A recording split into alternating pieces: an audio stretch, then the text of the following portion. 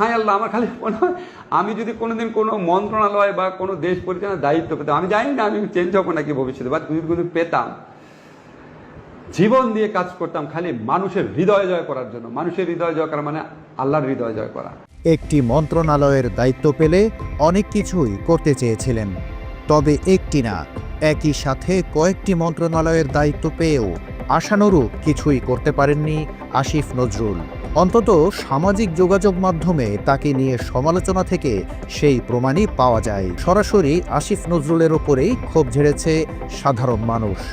আসিফ নজরুলের পদত্যাগ কেন নয়, ঘুষ খায়, ঘুষ খাওয়া না খাইলে হয় কেন এইটা? ওসমান হাদী হত্যাকে একটি রাষ্ট্রীয় পরিকল্পনা, কারণ ওই খুনিকে বের করে আনাই হয়েছিল এমন একটি ঘটনা ঘটানোর জন্য, এবং তাকে সেই নিরাপত্তা এবং নিশ্চিত করা হয়েছিল যে তাকে পূর্ণ সহযোগিতার মাধ্যমে নিরাপদে দেশ থেকে বের করে দেয়া হবে। কয়েকদিনের মধ্যে আমরা দুইটা বিশাল জানাজা দেখলাম, দুইটা বিশাল মৃত্যু দেখলাম, হাদির আর খালেদা জিয়ার। বাংলাদেশের মানুষ আর একটা মৃত্যু এবং জানাজা দেখছিল, জিয়াউর রহমানের জানাজা। এই তিন মৃত্যুই তাই পাহাড়ের মতো ভারী, সেই জানাজাও ছিল বিশাল। এই তিন জানাজা কি একই ধরনের, একই বার্তা দেয়? না, এইগুলো প্রকৃতিগতভাবে আলাদা। এই জানাজাগুলোর রাজনৈতিক মূল্যও আলাদা। আসসালামু আলাইকুম দর্শক শ্রোতা, এখন আমি আপনাদেরকে দেখাবো ওসমান হাদী হত্যাকাণ্ডে এবার কঠিনভাবে ফেঁসে যাচ্ছে আসিফ নজরুল স্যার। একই বলল সাংবাদিক ইলিয়াস হুসাইন এবং কনক সরোয়ার। প্রিয় দর্শক, এই বিষয়টি আমরা জানার আগে চলেন আমরা জেনে আসি ওসমান হাদী এবং খালেদা জিয়া এবং জিয়াউর রহমানের জানাজায় কেন এত লক্ষ লক্ষ মানুষ হয়েছিল। এই বিষয়ে পিনাকি ভট্টাচার্য কি বলেন সেটা শুনে তারপর আমরা জানবো ওসমান হাদী হত্যাকাণ্ডে কিভাবে জড়িত হলো উপদেষ্টা আসিফ নজরুল স্যার। চলেন আগে আমরা পিনাকি ভট্টাচার্যের বক্তব্যটা শুনে আসি। রাজনীতিতে মৃত্যু কোনো নীরব ঘটনা না, সেজন্য রাজনৈতিক নেতার শেষকৃত্য বা মৃত্যু কখনোই কেবল ধর্মীয়, পারিবারিক বা ব্যক্তিগত ঘটনা না। এটা একটা জাতীয় ঘটনা, এটা একটা রাজনৈতিক ঘটনা। এই মৃত্যুর মধ্যে দিয়ে বাইর হয়ে আসে এক একটা মৃত্যুর স্পেসিফিক রাজনৈতিক তাৎপর্য। এই রাজনৈতিক তাৎপর্যটা হইল রাষ্ট্র, ক্ষমতা এবং জনগণের একটা যৌথ ভাষ্য। মাও সেতুং বলছিলেন, সব মানুষকেই মরতে হবে, কিন্তু সব মৃত্যু একরকম না।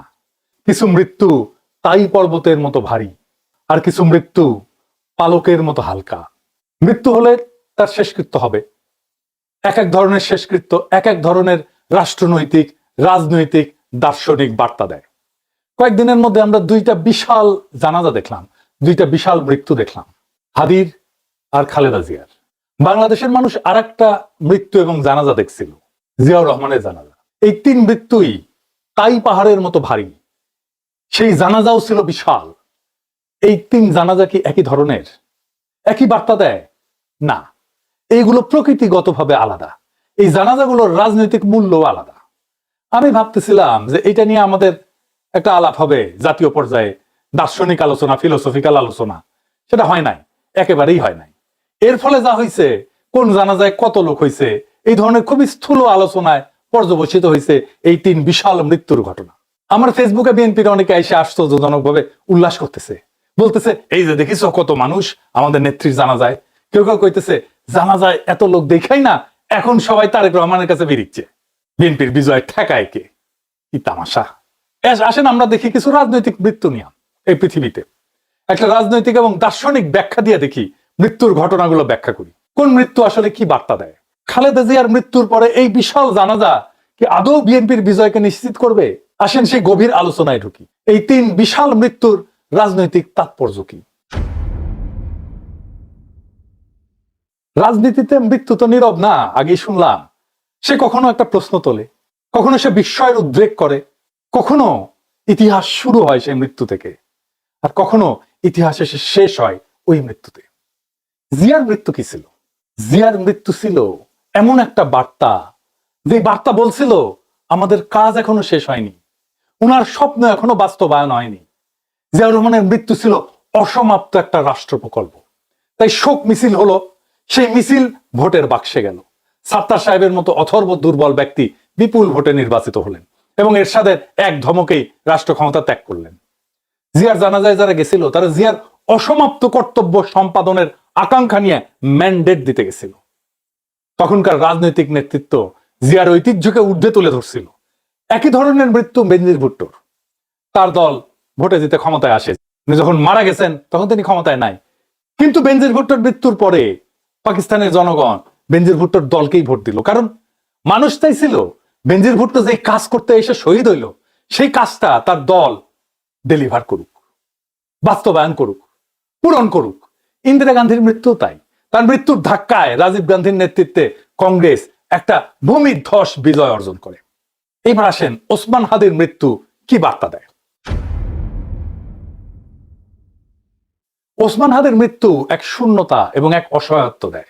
হাদির মৃত্যু সবাইকে বলে আমরা আমাদের কণ্ঠস্বর হারালাম। ওসমান হাদির মৃত্যু ক্ষমতার শোক না, ছিল প্রতিনিধিত্বের শূন্যতা। প্রশ্ন উঠছিল এখন কে কথা বলবে আমাদের হয়ে? হাদির মতো এইভাবে সত্য উচ্চারণ জনগণের জন্য কে করবে?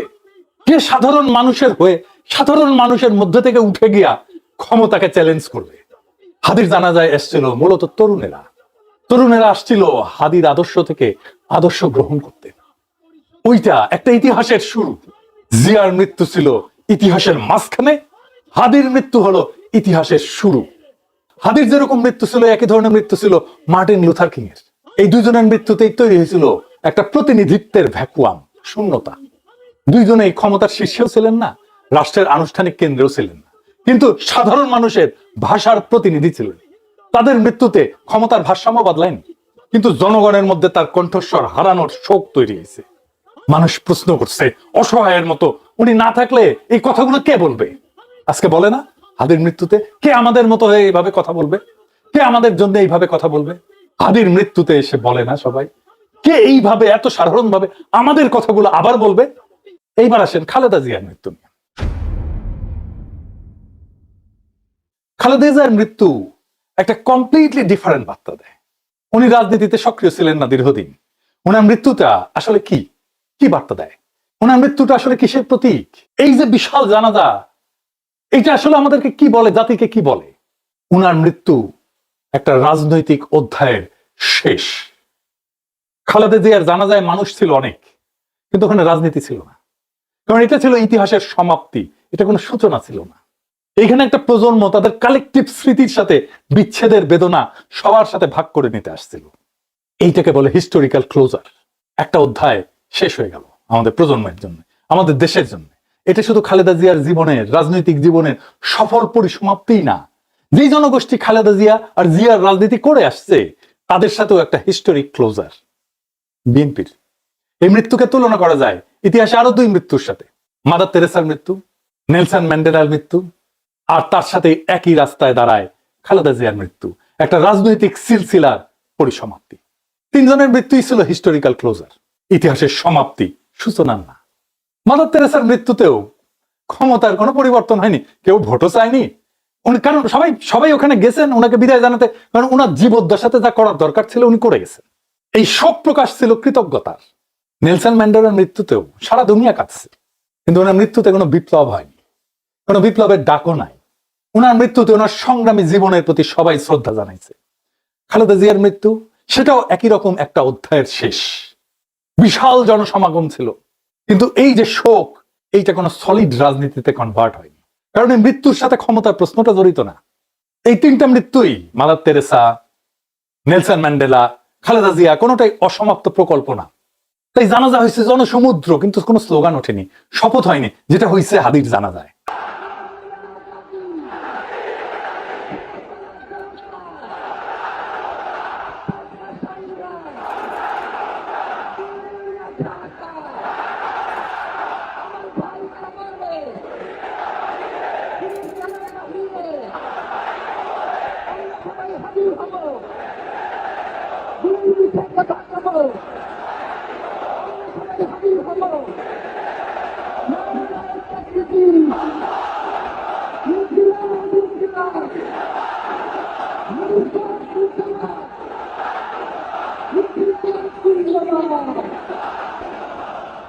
পার্থক্যটা শুধু এখানে। একইভাবে মাদার তেরেসার মৃত্যুতে একটা নৈতিক যুগের ক্লোজার হয়েছে, ম্যান্ডেলার মৃত্যুতে এক ঐতিহাসিক সংগ্রামের ক্লোজার হয়েছে, হিস্টোরিক ক্লোজার, আর খালেদা জিয়ার মৃত্যুতে হিস্টোরিক ক্লোজার হয়েছে একটা রাজনৈতিক অধ্যায়ের। এমনকি তারেক রহমানের বক্তব্য বা নজরুল ইসলাম খানের বক্তব্য ছিল ওনার রাজনৈতিক জীবনের স্মরণ। আমি মরহুমা বেগম খালেদা জিয়ার বড় সন্তান তারেক রহমান।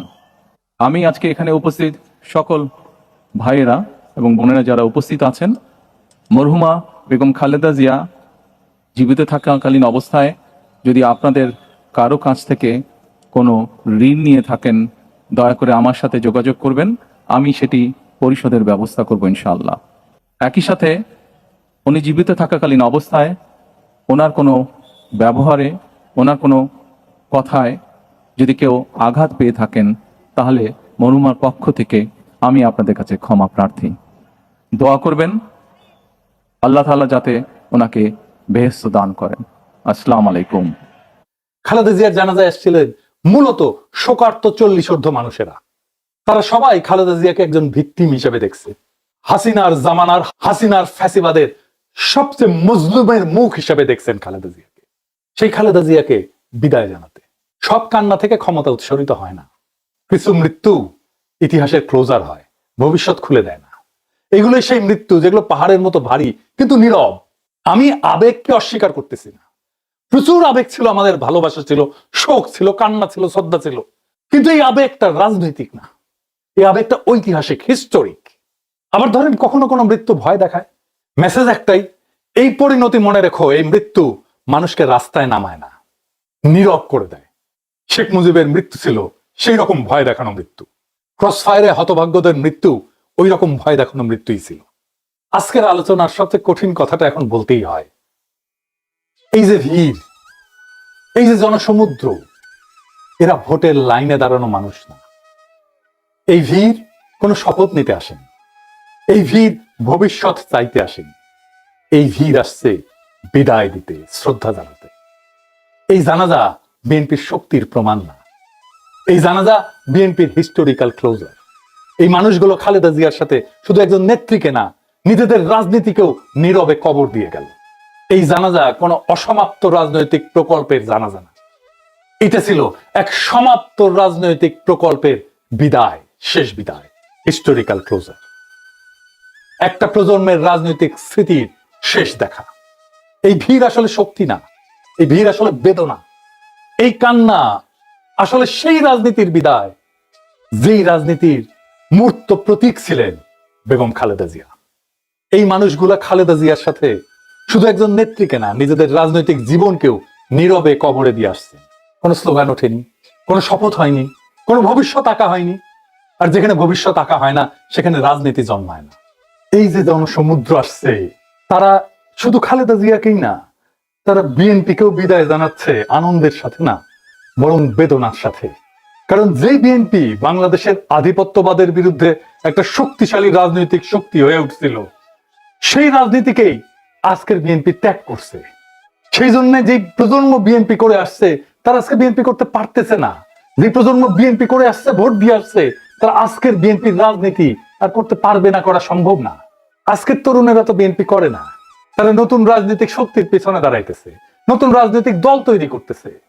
আর যারা পুরনো বিএনপি, তারাও আজকে বিএনপির সাথে চিরবিচ্ছেদ ঘটালো। তাদের সকলের জন্যই খালেদা জিয়া ছিলেন সেই বন্ধন যা তাদেরকে খুব দুর্বল করে হইলেও বেঁধে রাখছিল বিএনপির সাথে এতদিন। সেই বন্ধন ওই জানাজার দিনে একেবারে ছিন্ন হয়ে গেল। বিএনপির সাথে ওই প্রজন্মের সম্পর্ক শেষ। এটাই ছিল সেই দিনের পুরনো বিএনপি প্রজন্মের সুতীব্র বেদনার উৎস, ওই জনতার দ্বিগুণ বেদনার উৎস। এই ভিড়, এই জনস্রোত, এই প্লাবন, এই জনসমুদ্র বিএনপির পুনর্জন্মের সংকেত না।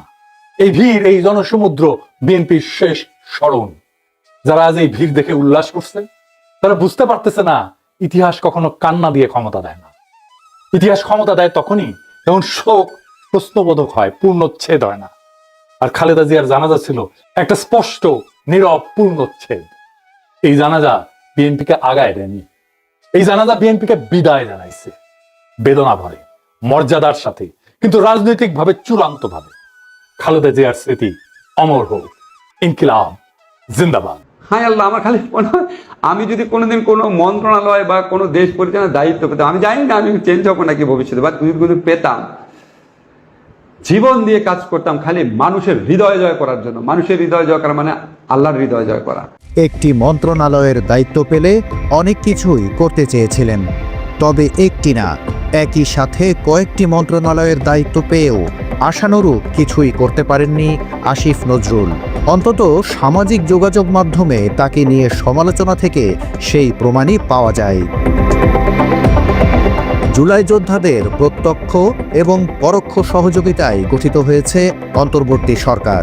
আর এই সরকারের অন্যতম গুরুত্বপূর্ণ পদ আইন উপদেষ্টার দায়িত্ব পালন করছেন আসিফ নজরুল। অথচ জুলাই হত্যা এবং হত্যা চেষ্টা মামলার আসামিদের দ্রুত জামিন দেওয়ার জন্য সরাসরি আসিফ নজরুলের ওপরেই ক্ষোভ ঝেড়েছে সাধারণ মানুষ। আসিফ নজরুলের পদত্যাগ কেন নয়, ঘুষ খায়, ঘুষ খাওয়া না খাইলে হয় কেন এইটা কোনো অ্যাকশন নেয় না? ও তো রাজপথে ছিল একদিন, ও তো আমাদের মতো এরকম রাস্তায় ছিল, ওর কি কথা মনে নাই? কেন এখন এই কাজ ঠিকঠাক ভাবে করে? আর কত কোটি টাকা খাইছে এই যে এই আসামিরা এখন ছাইরা দেয়, আসামিদের জামিন দেয় কেন? কি কারণ? আমরা চাই এই লোকের কয়েকদিন আগে কথিত চাঁদাবাজির মামলায় গ্রেপ্তার করা হয় জুলাই কন্যা হিসেবে খ্যাত তাহরিমা জান্নাত সুরভিকে। এছাড়া সম্প্রতি বৈষম্য বিরোধী ছাত্র আন্দোলনের হবিগঞ্জ জেলা শাখার সাধারণ সম্পাদক মাহদি হাসানকেও আটক করে আদালতে হাজির করা হয়। পরে অবশ্য আলাদাভাবে ইতিমধ্যেই জামিন পেয়েছেন দুজনই। এই ঘটনায় জুলাই যোদ্ধাদের অপমান করা হয়েছে মনে করে আসিফ নজরুলের ব্যর্থতাকেই দায়ী করছেন অনেকে। অবশ্যই আসিফ নজরুল স্যারের দায় আছে, কারণ যেহেতু 5 আগস্টের পরবর্তী সময় আমরা ইন্টেরিয়ামে ওনাদের বসাইছি, আমাদের ভাইদের রক্ত এবং আমাদের ত্যাগের বিনিময়ে ওনারা এই চেয়ারগুলিতে বসছেন। আমরা মনে করি অবশ্যই তার দায় আছে, কেননা আজকে যদি আমরা এই মবগুলো সৃষ্টি না করে, আমরা যদি এই থানা এবং যে জ্বালাও করা যে কর্মসূচি ছিল, আমাদের লং মার্চ যে কর্মসূচি ছিল, এগুলো না দিলে এই স্বৈরাচারের পতন হতো না। জুলাইয়ের অন্যতম শীর্ষ নেতা এবং ইনকিলাব মঞ্চের মুখপাত্র শহীদ শরীফ ওসমান হাদির হত্যাকারীকে এখনও গ্রেপ্তার করতে পারেনি আইন শৃঙ্খলা বাহিনী। অথচ প্রথম আলো ডেইলি স্টারের অগ্নিকাণ্ডে ঢালাওভাবে গ্রেপ্তার করা হয়েছে অনেককেই। এই দুই ঘটনাকে মিলিয়ে আসিফ নজরুলের দ্বিচারিতার সমালোচনা করছেন সাধারণ মানুষ। এই হত্যাকাণ্ডের সাথে বাংলাদেশের প্রশাসনের একটা অংশ জড়িত এবং ভারতীয় আধিপত্যবাদ হেজিমনি এবং বাংলাদেশের কালচারাল যে ফেসিস্ট, প্রথম আলো, ডেইলি স্টার এবং আরও তাদের যে গং এবং এই যে ফেসিস্ট সাংস্কৃতিক ফেসিস্টরা, এরাই ষড়যন্ত্র করে হাদি ভাইকে হত্যা করেছে। অবশ্যই আসিফ নজরুল স্যারের এদিকে ব্যর্থতা আছে, কারণ উনি এখনো 25 দিন পার হয়ে যাচ্ছে, উনি কোনো সুস্পষ্ট হাদির হত্যার বিষয়ে কোনো সুস্পষ্ট বক্তব্য দিতে পারছে না। তিনি শুধু একের পর এক ইস্যু তৈরি করে যাচ্ছে, একের পর এক ইস্যু তৈরি করে হাদি ভাইয়ের মৃত্যুর যে বিষয়টা, হত্যাকাণ্ডের যে বিষয়টা উনি হামাচাপা দিতে যাচ্ছে। ওসমান হাদির ওপর গুলি চালানো ফয়সাল করিম মাসুদ এর আগে অস্ত্র মামলায় গ্রেপ্তার হওয়ার পর জামিনে মুক্তি পেয়েছিলেন। ওই ঘটনায় আসিফ নজরুল নিজেকে নির্দোষ দাবি করলেও সাধারণ মানুষ তার ব্যর্থতার দিকে আঙুল তুলেছেন। অবশ্যই আসিফ নজরুল স্যারের দায় আছে, কারণ যেহেতু 5 আগস্টের পরবর্তী সময় আমরা ইন্টেরিয়ামে ওনাদের বসাইছি, আমাদের ভাইদের রক্ত এবং আমাদের ত্যাগের বিনিময়ে ওনারা এই চেয়ারগুলিতে বসছেন। আসিফ নজরুল কখনোই দায় এড়াতে পারে না। ওনার আমলে অস্ত্রসহ ধরা পড়া আসামি কিভাবে এখন চলন্ত ঘুরে বেড়ায় এবং আবার প্রকাশ্যে খুন করে, তার উচিত ছিল এবং রাষ্ট্রের উচিত ছিল যে তার ব্যাপারে নজরদারি রাখা, যে অস্ত্রসহ খুনি এখনো ঘুরে বেড়ায় এবং দ্বিতীয় আবার খুন করে। একইভাবে স্বজনপ্রীতির অভিযোগ আছে আসিফ নজরুলের বিরুদ্ধে। তার শাশুড়ি অভিনেত্রী মেহের আফরোজ শাওনের বিরুদ্ধে সন্ত্রাস বিরোধী আইনে থানায় অভিযোগ রয়েছে। তবে অনেকেরই দাবি শাওনের বিরুদ্ধে মামলা না নিতে এবং গ্রেপ্তার না করতে চাপ রয়েছে আসিফ নজরুলের। ফলে সামাজিক যোগাযোগ মাধ্যমে ফ্যাসিস্ট হাসিনার পক্ষে এবং দেশের চলমান নানা বিষয়ে উস্কানিমূলক লেখালেখির পরও ধরাছোঁয়ার বাইরেই রয়ে গেছেন শাওন। আইন উপদেষ্টার পাশাপাশি প্রবাসী কল্যাণ মন্ত্রণালয়ের দায়িত্ব পালন করছেন আসিফ নজরুল। তবে তিনি দায়িত্ব নেয়ার পর দৃশ্যত কোনো ইতিবাচক পরিবর্তন আসেনি প্রবাসীদেরও। এখানে আসার পরে ওরা আমাদের সাথে কথা ছিল যে সুপার মার্কেটে কাজ দিবে, পরে আসার পরে দেখি যে এখানে ওই কোম্পানি কোনো কিছুই নাই। আসার পরে আমি 4 মাস বসে ছিলাম, গোলাম আমাকে কোম্পানির কথা বলে পাঠাইছে, কিন্তু ওই জায়গায় আমরা কোনো কোম্পানি পাইনি। আমাদেরকে যে বিষয়ে আনছে সেই বিষয়ে কাজ দিতে পারে না ক্লিনারের। আওয়ামী লীগ সরকারের সিন্ডিকেট ভাঙতে না পারায় আসিফ নজরুলের ওপর ক্ষিপ্ত রিক্রুটিং এজেন্সির মালিকেরাও। আমরা আশা করেছিলাম এই বর্তমান সরকার সমাজে বৈষম্য সৃষ্টি হওয়ার পরে এই বৈষম্য দূর করার জন্য এই সরকার আমাদের সকলের আন্দোলনের ফলে বাংলাদেশের সকল মানুষের আন্দোলনের পক্ষে সরকার আসে। এই সরকারের কাছে আমাদের অনেক আশা ছিল। এই সরকারের মাননীয় উপদেষ্টা এখন পর্যন্ত এই সিন্ডিকেটের সদস্যদের বিরুদ্ধে কোনো প্রকার আইনি পদক্ষেপ তো নেয়ই নাই, বরঞ্চ এই আসামিদের কারাগারের সাথে বসে সে মিটিং করে। এই আসিফ নজরুল সাহেব আইন মন্ত্রণালয় তার অধীনে, দ্যাট মিনস এরা যা করে তারা পার পেয়ে যাবে, আর এগুলা কোনো ব্যাপারই না। আসিফ নজরুল সাহেব খোঁচা দিবে, এইসব সব আদেশ বাতিল হয়ে যাবে, এরকম একটা আমাকে এই ধরনের আচরণ তারা করছে। ভুয়া মুক্তিযোদ্ধার সার্টিফিকেট দিয়ে আইন মন্ত্রণালয়ের অধীনে এখনো চাকরিরত আছে অনেক কর্মকর্তা। তাদের বিরুদ্ধেও স্বচ্ছ পদক্ষেপ নিতে ব্যর্থ আসিফ নজরুল। আসিফ নজরুল সাহেব, আপনি আইনমন্ত্রীর দায়িত্ব নিয়েছেন, আপনার দায়িত্ব এটা শেষ করবার, এবং আপনি তা করেন নাই। আপনি এই এত বড় একটা বিডিআর ম্যাসাকারের আপনি কোনো আইনি পদক্ষেপ আপনি নেন নাই। আপনি এত সমস্ত অনিয়ম আপনার সামনে এসছে, আপনি সেগুলোর বিরুদ্ধে কোনো আপনি ডিউ প্রসেস অফ ল আপনি নেন নাই। একজন মুক্তিযোদ্ধা হিসেবে আমার কাছে লজ্জা লাগে যে মুক্তিযোদ্ধা হিসেবে এরা চাকরি করে গেল, যারা মুক্তিযোদ্ধা না, যাদের ৭১ বয়স ছিল ৩, ৪, ৫, ৬, তারা এখনো, আপনি যখন আইনমন্ত্রী, আপনি এখনো তাদেরকে বহাল রেখেছেন। বিভিন্ন সময় এসব অভিযোগ নিয়ে প্রশ্ন করা হলেও কোনো সদুত্তর দেননি এই উপদেষ্টা। মুজিবনগর সরকারের এসব অভিযোগের পাশাপাশি বিডিআর হত্যাকাণ্ড, শাপলা গণহত্যা সহ আওয়ামী আমলের ন্যাক্কারজনক নানা ঘটনার বিচারহীনতার কারণে বিভিন্ন সময় আসিফ নজরুলের পদত্যাগ দাবি করেছেন সাধারণ মানুষ। আইন উপদেষ্টা আজকে রাত ৮টার ভিতরে যদি পদত্যাগ না করে, তাহলে স্বরাষ্ট্র মন্ত্রণালয় এবং আইন মন্ত্রণালয় ঘেরাও করা হবে। আসিফ নজরুল, খোদাবক চৌধুরী, তাদের কি ঐতিহাসিক ডকুমেন্ট, নেগেটিভ রিপোর্ট আমরা আছে, ওইগুলো নিয়ে বলছি না, কিন্তু ১ বছরে ক্ষমতা অধিষ্ঠিত হওয়ার পরে তারা যে ধরনের কার্যক্রম করেছে সেই হিসাবে তো দিতে পারতেছে না। একটা দৃশ্যমান বিচার করছে। সরকারের উপদেষ্টারা ভোগ বিলাসিতা আর লুটপাটে ব্যস্ত হয়ে গেছে। তারা বিচারের নামে কি দিয়েছে? 1 বছরে কয়টা আসামি ধরেছে? কোনো আসামি ধরতেছে না, একটা মামলার আনুষ্ঠানিক বিচারের জন্য চার্জশিট দিচ্ছে না। আইন উপদেষ্টা উদর পেন্ডি ভোরদরগারে চাপাচ্ছে, উনি বিচারপতিদের নিয়োগ দিচ্ছে, উনি নীরব ভূমিকা পালন করতেছে কেন? এই যে জামিন দিচ্ছে, উনি কিছু বলতেছে না কেন? উনি রয়ের এজেন্ডা বাস্তবায়ন করতেছে। উনিও নিশ্চয়ই টাকার ভাগ পায়, তা না হলে কোনো ব্যবস্থা কেন নিচ্ছে না? আজকে জামিন হচ্ছে না, 6 মাস 7 মাস ফ্রম দ্য বিগিনিং থেকে জামিনে চলে যাচ্ছে। এর জন্য অনতি বিলম্বে এই রয়ের এজেন্ট আইন উপদেষ্টাকে পদত্যাগ করতেই হবে। জুলাইয়ের রাজপথের শীর্ষ নেতারাও অনেক সময় আসিফ নজরুলকে গদি থেকে টেনে হিচড়ে নামানোর হুঁশিয়ারি দিয়েছেন।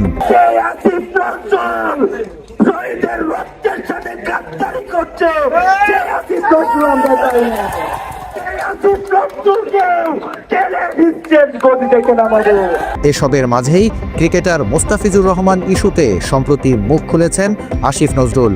ভারতীয় ক্রিকেট কন্ট্রোল বোর্ডের হস্তক্ষেপে আইপিএলের দল কলকাতা নাইট রাইডার্স স্কোয়াড থেকে বাদ দিয়েছে ফিজকে। এরই প্রেক্ষিতে ফেসবুকে মোস্তাফিজের পক্ষে একাধিক পোস্ট দিয়েছেন যুব ও ক্রীড়া উপদেষ্টা আসিফ নজরুল। হাদির হত্যাকারীকে ধরতে না পারলেও ফিজ ইস্যুতে মানুষের সহানুভূতি পেতেই ফাঁকা বলি ছুটছেন তিনি, এমন দাবি নেটিজেনদের। একইভাবে 17 বছরের জুলাই যোদ্ধা সুরভিকে যারা রিমান্ডে নিয়েছে তাদের বিরুদ্ধে আইন উপদেষ্টা কী পদক্ষেপ নেন, এটি নিয়েও সামাজিক যোগাযোগ মাধ্যমে প্রশ্ন রেখেছেন অনেকে। আল্লাহর কাছে সুযোগ চেয়ে সুযোগ পেয়েছিলেন আসিফ নজরুল, তবে কাজের জন্য প্রশংসার চাইতে সমালোচিতই হয়েছেন বেশি। তাই তো মানুষের এখনকার দাবি, হায় আল্লাহ, আর কত টাকা হলে থামবেন আসিফ নজরুল? মানহাদি হত্যাকে একটি রাষ্ট্রীয় পরিকল্পনা, কারণ ওই খুনিকে বের করে আনাই হয়েছিল এমন একটি ঘটনা ঘটানোর জন্য, এবং তাকে সেই নিরাপত্তা এবং নিশ্চিত করা হয়েছিল যে তাকে পূর্ণ সহযোগিতার মাধ্যমে নিরাপদে দেশ থেকে বের করে দেয়া হবে। উসমান হাদির এই হত্যাকারীর জামিনের যে ধারাবাহিকতা, নিম্ন আদালত, উচ্চ আদালত, তার জামিনে বের আসা, তার দেশ থেকে পালিয়ে যাওয়া, একটা বিক্ষুব্ধ পরিস্থিতি, ভাঙচুর, অগ্নিসংযোগ, এই দীপুকে হত্যা, ফয়সলকে ভারতে পালিয়ে যাওয়া, সবকিছু মিলিয়ে আপনারা কি বুঝতে পারছেন যে এখানে একটা রাষ্ট্রীয় ষড়যন্ত্রের ব্যাপার আছে? এই রাষ্ট্রীয় ষড়যন্ত্রের সাথে আমাদের স্বরাষ্ট্র মন্ত্রণালয় যুক্ত, আমাদের আইন মন্ত্রণালয় যুক্ত, আমাদের গোয়েন্দা সংস্থা যুক্ত, আমাদের পুলিশের একটা, অর্থাৎ স্বরাষ্ট্র মন্ত্রণালয়ের মধ্যে এগুলো সব চলে আসে, বিজিবি যুক্ত এবং সেনাবাহিনীও যুক্ত। কারণ এমন একটি ঘটনা ঘটার পরে যে পদক্ষেপগুলো নেওয়া দরকার ছিল তারা আসলে কার্যত কেউ কোনো পদক্ষেপ নেন নাই। বাংলাদেশে যে সামনে একটি নির্বাচন আসছে, সে নির্বাচনকে বানচাল করার জন্য, একটি অস্থিতিশীল পরিবেশ সৃষ্টি করার জন্য এই উদ্যোগটা নেওয়া হয়েছে। এবং আমি তো বলবো ডক্টর মোহাম্মদ ইউনূস কিন্তু ঘটনার দিন রাতেই প্রথম যে কথাটি বলেছেন, তিনি বলেছেন যে অপরাধী যেন পালিয়ে যেতে না পারে, হামলাকারী যেন পালিয়ে যেতে না পারে। এখন ডক্টর ইউনূসের এই আদেশ যদি এরা না মানেন, তাহলে কার কি করার আছে? ডক্টর ইউনূস কি করতে পারেন? আমাদের যে স্বরাষ্ট্র উপদেষ্টা, সে তো লেফটেন্যান্ট জেনারেল, তার মানে একটা বোধ বুদ্ধির কোন পর্যায়ে যে পৌঁছেছে আপনারা দেখেন। যে আসিফ নজরুলরা কি বিচার বিভাগের কি সংস্কার করছে, কিভাবে জামিন হয়, কিভাবে ছাড়া পায়, মানে এসব কাব্য করে লাভ আছে আসিফ নজরুল? যে আপনি বসে বসে কলাম লিখবেন, এখন আইন মন্ত্রণালয়ের দায়িত্ব নিয়ে বসে বসে কলাম লিখবেন, প্রবাসী মন্ত্রণালয়ের দায়িত্ব নিয়ে বলবেন যে দালালরা প্রবাসীদের খুব সর্বনাশ করে দিচ্ছে। তো আপনি কি শিখতেছেন বসে বসে? আপনার কাজটা কি? আপনার কাজ তো এগুলো নিয়ন্ত্রণ করা। আপনি না পারলে ভাই বিদায় হন। না পারলে কারোর জন্যই কোনো কিছু থেমে থাকে না। কারোর জন্যই কোনো কিছুই, অর্থাৎ অ্যাবসলিউট না এই পৃথিবীতে। আমি আজকে আছি, কালকে থাকবো না। আপনি আজকে আছেন, কালকে থাকবেন না। পৃথিবী থেমে থাকবে না। পৃথিবী পৃথিবীর মতো চলবে। হাসিনার এত দুর্দান্ত প্রতাপে শাসন করছে, পালিয়ে গেছে না? টিকে থাকতে পারছে। সে আর ফিরে আসতে পারবে? মনে তো হয় না।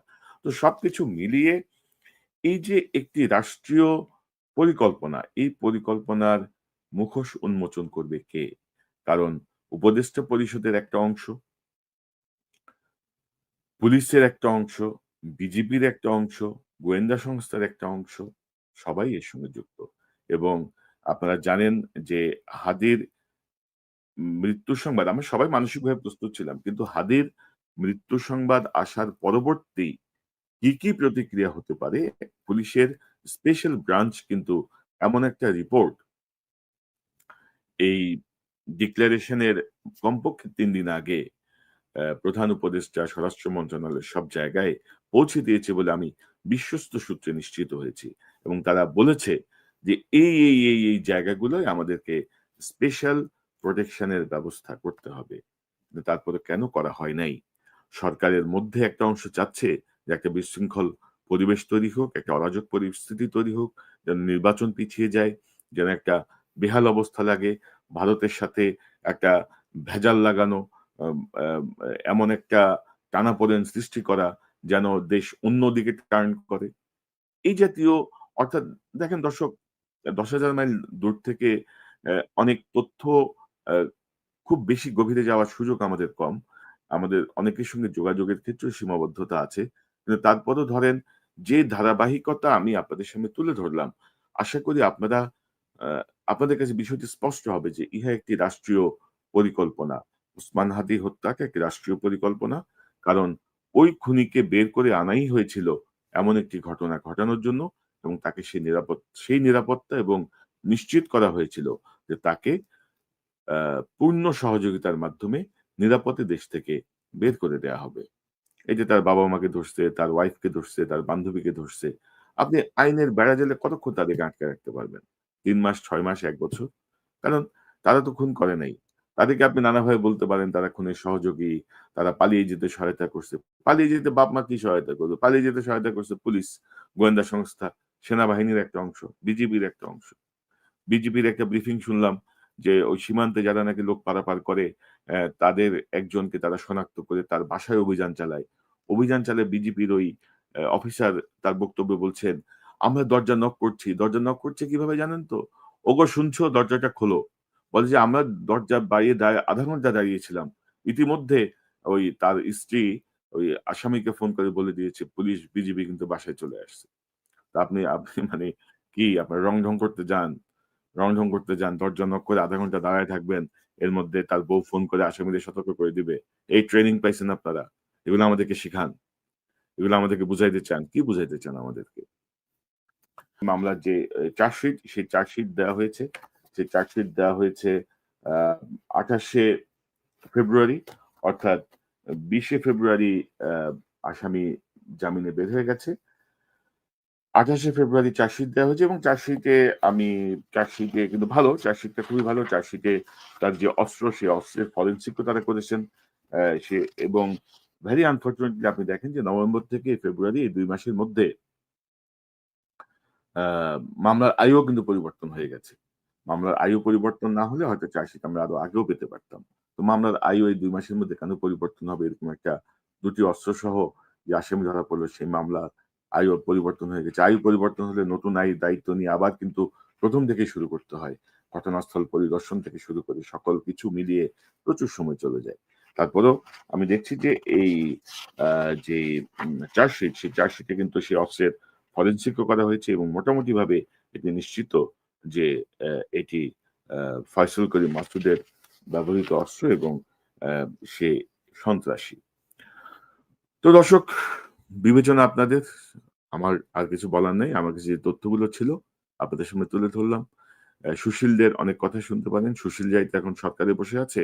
বিপ্লবের সঙ্গে সম্পর্কহীন কিছু ধান্দাবাজ গ্রুপ সরকারে বসে আছে এবং তার মধ্যে আসিফ নজরুল, রেজওয়ানা, স্বরাষ্ট্র উপদেষ্টা সহ একটা গং, মানে কি বলবো রে ভাই, ভয়ঙ্কর অবস্থা করে ফেলতেছে। তারপরে দেখেন এই যে ওসমান হাদি হত্যাকাণ্ডের সঙ্গে আরেকটা অ্যাঙ্গেল হচ্ছে এই যে বিডিআর যে রিপোর্ট সাবমিট করা হয়েছে, সেই রিপোর্ট নিয়ে প্রত্যেকটা টেলিভিশন, প্রত্যেকটা পত্রিকা, প্রত্যেকটা অনলাইন মাধ্যম সোচ্চার ছিল, নানা বিশ্লেষণ হচ্ছিল, নানা কাজ হচ্ছিল। ওসমান হাদির এই হত্যায় কিন্তু সেটি সাবসাইড হয়ে গেছে, সেটি আড়ালে চলে গেছে। সুপ্রিয় দর্শক, আমি আশা করছি আজকের নিউজটা আপনারা সকলে মনোযোগ সহকারে শেষ পর্যন্ত দেখেছেন। তো আজকের নিউজটা দেখে আপনার কাছে কি মনে হয়েছে? আপনার মূল্যবান মতামত অবশ্যই কমেন্ট সেকশনে লিখে যাবেন। দেখা হচ্ছে পরবর্তী কোনো আপডেট নিউজে। সে পর্যন্ত সুস্থ থাকবেন, ভালো থাকবেন, আমার জন্য দোয়া করবেন। আসসালামু আলাইকুম ওয়া রাহমাতুল্লাহি ওয়া বারাকাতুহু।